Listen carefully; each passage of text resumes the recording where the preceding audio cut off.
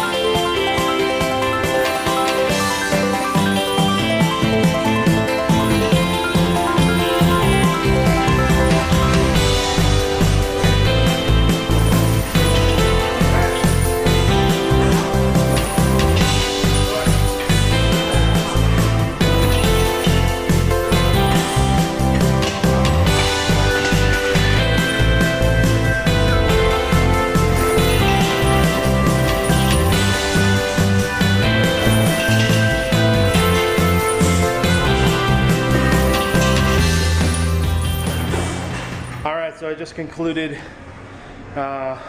squats. I'm gonna go do some glute ham raises. I've got a hip issue. I've been talking about it for a while, but haven't fully disclosed everything. I've had a hip issue since last December. I'm